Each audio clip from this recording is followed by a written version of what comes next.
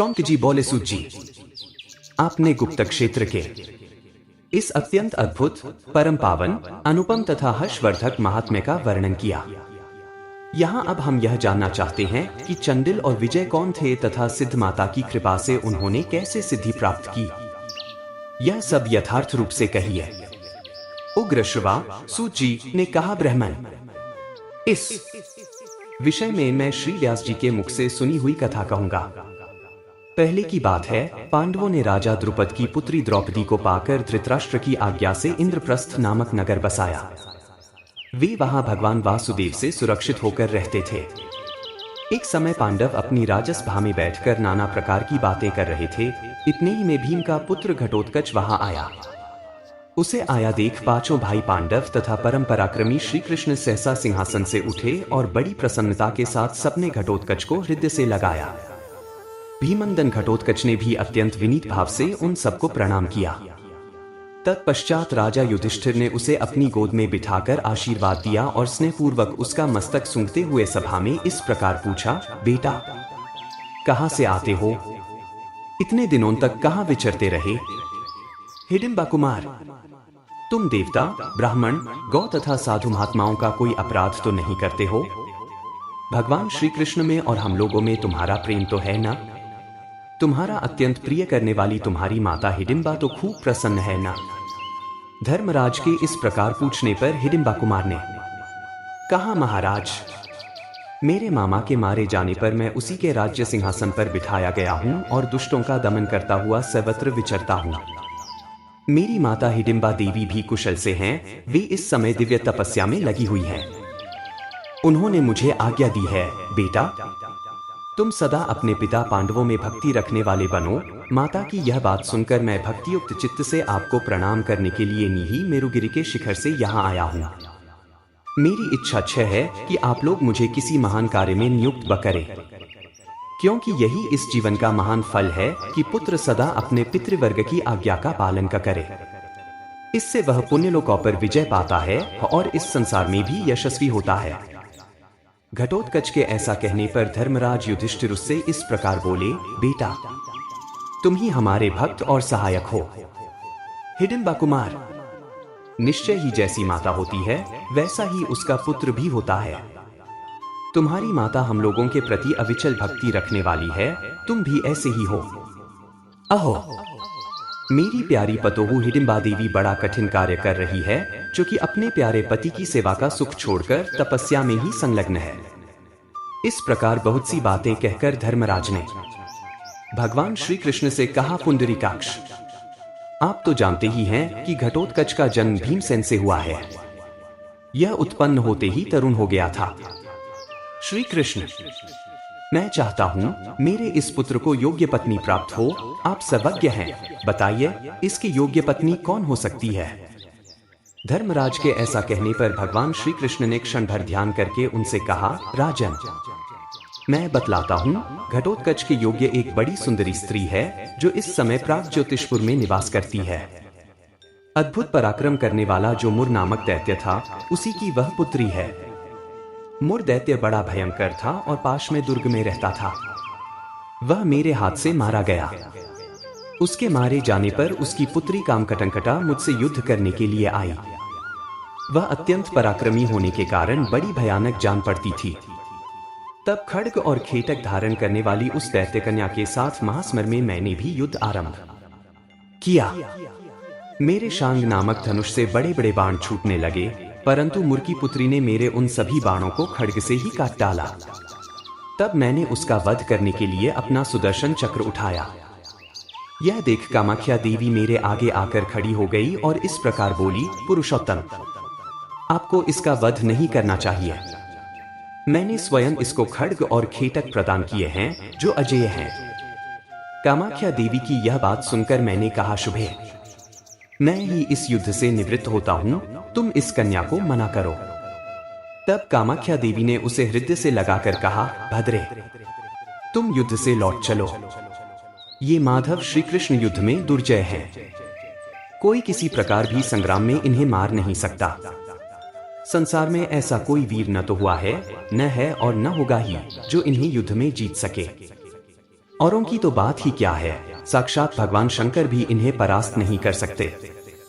बेटी, ये तुम्हारे भावी श्वशुर हैं, अतः तुम इन्हें प्रणाम करके युद्ध से हट जाओ। यही तुम्हारे लिए उचित होगा। तुम इनके भाई भीमसेन की पुत्रवधू होगी, इसलिए अपने श्वशुर के समान पूजनीय जनार्दन का तुम आदर करो। अब पिता के लिए तुम्हें शोक नहीं करना चाहिए। इन श्री कृष्ण के हाथ से जो तुम्हारे पिता की मृत्यु हुई है वह सर्वथा स्पृहणीय है, क्योंकि इनके हाथ से मरने पर अब तुम्हारे पिता सब पातकों से मुक्त होकर विष्णुधाम में चले गए। कामाख्या के ऐसा कहने पर कामकटंकटा ने क्रोध त्याग दिया और विनीत अंगों से मुझे प्रणाम किया। तब मैंने उसे आशीर्वाद देकर कहा, बेटी, तुम भगदत्त से सम्मानित होकर इसी नगर में निवास करो। यहाँ रहती हुई ही तुम वीर हिडिंबा कुमार को पति रूप में प्राप्त करोगी। इस प्रकार आश्वासन देकर मैंने कामाख्या देवी तथा मौरवी मुरपुत्री को विदा किया। फिर वहां से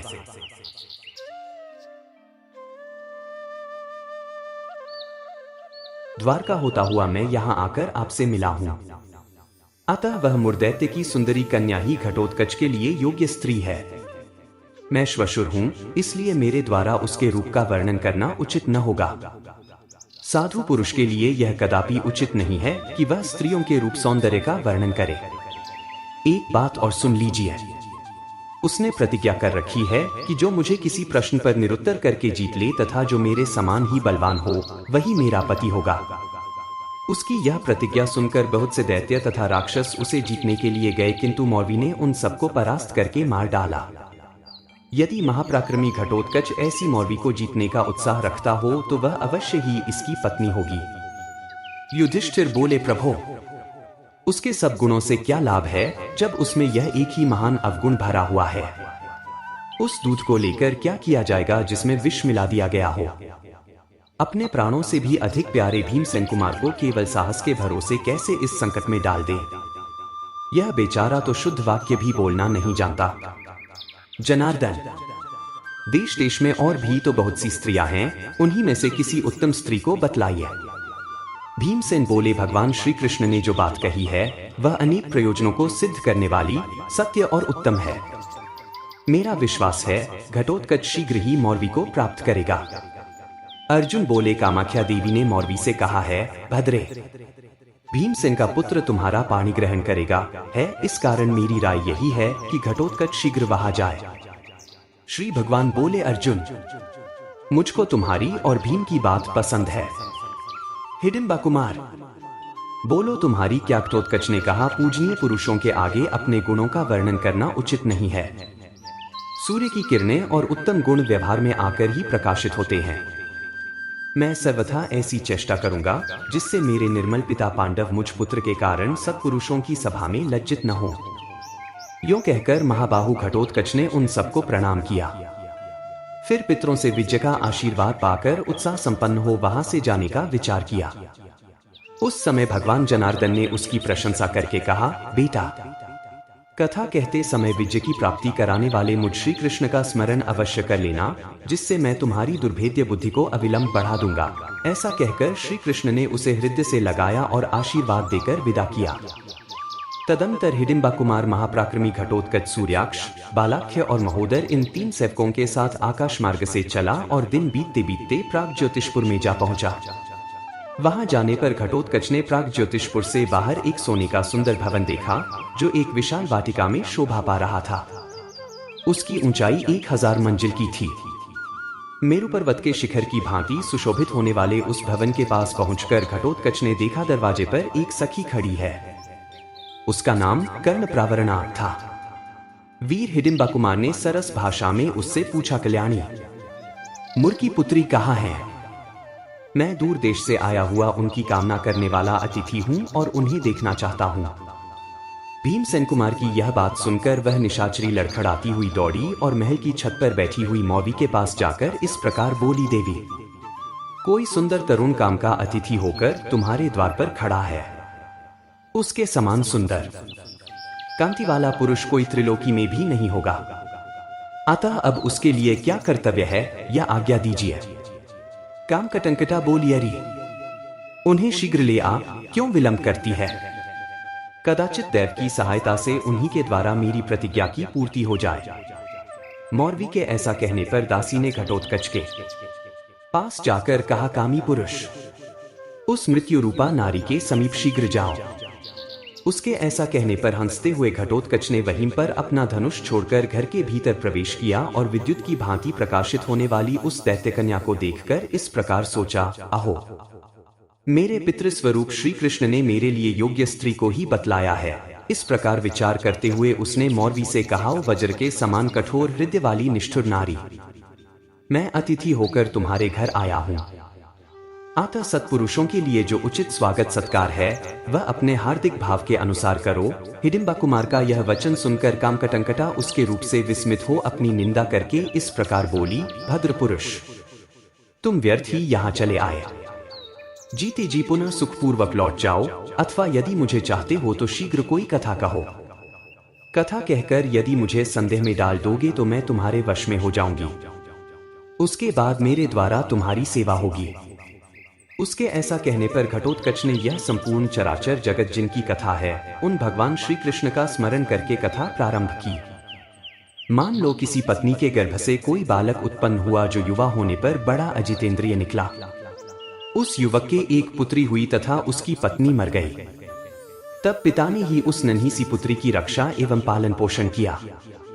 वह कन्या जब जवान हुई और उसके सब अंग विकसित हो गए, तब उसके पिता का मन उसके प्रति कामलोलुप हो उठा। तदंतर उस पापी ने अपनी ही पुत्री से कहा, प्रिय, तुम मेरे पड़ोसी की लड़की हो। मैंने तुम्हें अपनी पत्नी बनाने के लिए यहाँ लाकर दीर्घकाल तक पालन पोषण किया है। अतः अब